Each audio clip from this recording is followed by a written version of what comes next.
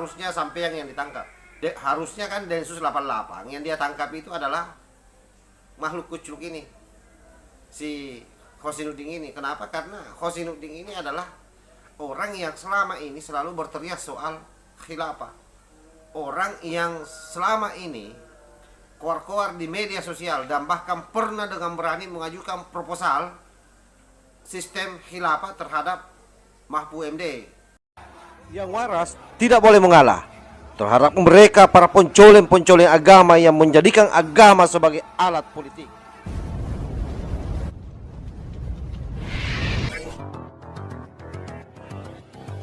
Assalamualaikum warahmatullahi wabarakatuh. Om Swastiastu, Namo Buddhaya, salam kebajikan. Sahabat-sahabat Tolang 9 yang saya hormati dimanapun juga berada, viral kembali video dari Hosinuddin, salah seorang ex HTI, yang saya kira siapapun yang menonton video ini akan mengatakan bahwa orang ini pasti otaknya lagi chaos. Kenapa? Karena bisa-bisanya dia menekan Densus 88 untuk menangkap Pak Jokowi. Ini kan sesuatu yang sangat tidak masuk akal. Dianggapnya bahwa Pak Jokowi ini melakukan kriminalisasi terhadap ulama. Nah, saya kira ini video yang sudah lama, tetapi penting saya kira di up karena ini lagi heboh di media mainstream seperti di TikTok. Bagaimana video ini terus-terus berputar di sana, dan saya kira ini sesuatu yang sangat tidak masuk akal ya. Seorang ex HTI, ini pengacara hoax. Jadi pengacara yang sudah membela hoax. Ini Hosinuddin. Nah, bagaimana videonya kita coba lihat secara bersama-sama. Sudah ketemu dengan Pak Jokowi. Kalau Ustadz kita ini sampai dinyatakan bersalah, maka saya minta Densus 88 seret Pak Jokowi dengan ketentuan pasal 15 junto pasal 7 Undang-Undang Tindak Pidana Korupsi, Tindak Pidana Terorisme. Kenapa demikian? Karena Ustadz kita dipaksa dikait-kaitkan dengan satu peristiwa yang peristiwa itu juga bukan peristiwa terorisme, dan kemudian hanya karena terikat dalam kegiatan-kegiatan sifatnya Ustadz gawat, Ustadz kita ditarik dengan peristiwa-peristiwa terorisme.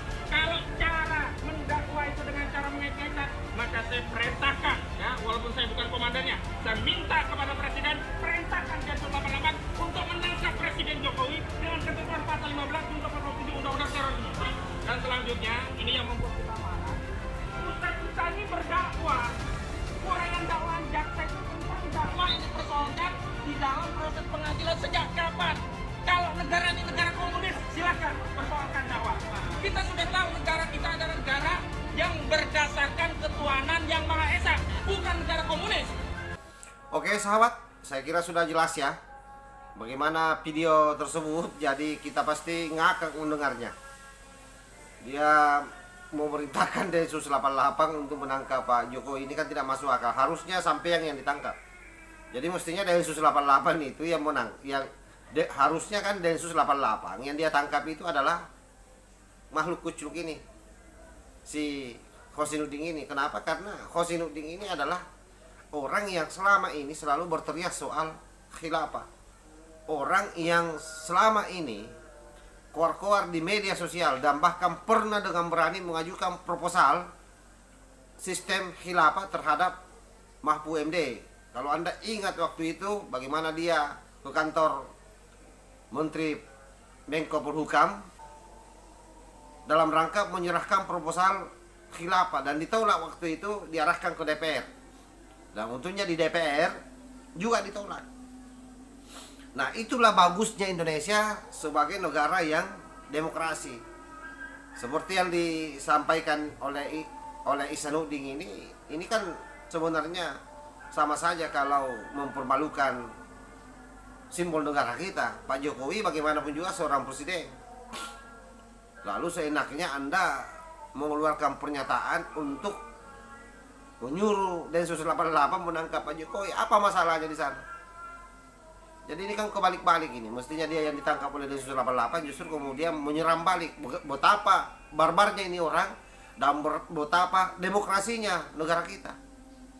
Dan kita tidak tahu kenapa orang seperti Husainuddin ini sampai hari ini tidak bisa ditangkap oleh polisi? Apakah memang tidak ada delik yang kira-kira bisa membuat orang ini terseret masuk ke penjara?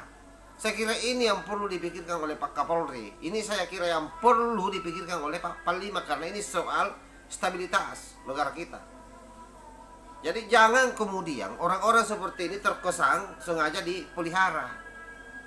Karena jelas-jelas Ihsanuddin CS ini adalah orang yang memiliki agenda kuat untuk bagaimana supaya khilafah ini ditegakkan di negara kita.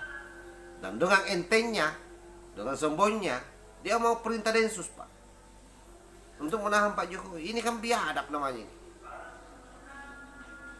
Dan saya kira siapapun yang berpikir waras akan sepakat dengan saya. Kecuali memang kadrung, pasti dia akan mengatakan saya ini baser. Tidak ada masalah. Saya memang baser NKRI. Nah, beda dengan kalian.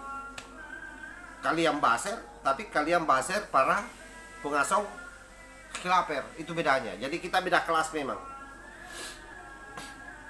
Kalau kelas kalian ini ada pada kubu yang ingin merusak NKRI, di kami ini yang ingin tetap mempertahankan Indonesia supaya tetap utuh dengan dasar negara Pancasila. Dengan kebinekaan yang ada ini harus kita jaga secara terus-menerus. Nah, oleh karena itu gangguan-gangguan seperti yang dilakukan oleh Ihsanuddin ini, menurut saya ini by design, sengaja membuat seluruh aparatur ini sibuk, seluruh lembaga-lembaga ini sibuk hanya mengurusi isu-isu kerdilnya yang dia sengaja hembuskan ke permukaan, sehingga kemudian negara tidak bisa bekerja efektif. Kan itu maksudnya ini. Lalu nanti ketika negara tidak bisa mengurus negeri ini secara tidak efektif karena energinya terserot habis mengurus mereka ini, isu-isu sampahnya ini, lalu kemudian menuding bahwa negara gagal, pemerintah gagal, dan itulah ruang yang mau dipakai untuk menyerang negara, melemahkan pemerintah, dan sekaligus mendegradasi Pak Jokowi selaku presiden. Itu akal bulus mereka. Oleh karena itu kita ini jangan terpancing. Tugas kita di sini hanya memberikan informasi yang netral-netral saja, bahwa apa yang dilakukan mereka adalah penyesatan terhadap umat, penyesatan terhadap masyarakat. Masyarakat jangan sampai kemudian ikut-ikutan dengan narasi yang mereka sengaja bangun. Karena ini buat saya adalah sebuah skenario besar. Skenario besar yang memang menginginkan negara ini kacau balau. Nah, oleh karena itu seluruh agenda-agenda mereka sedapat mungkin saya kira kita harus pantau secara bersama-sama, memastikan ruang gerak mereka sempit di negeri ini sehingga tidak bisa berimprovisasi untuk membangun gagasan-gagasan gilanya, terutama dalam rangka untuk mendiskreditkan negara kita dan ingin mengganti Pancasila dengan khilafahnya itu. Wallahul muwaffiq ila aqwamit thariq. Wassalamualaikum warahmatullahi wabarakatuh. NKRI harga mati. Salam Nusantara. Tanahku yang ku cintai,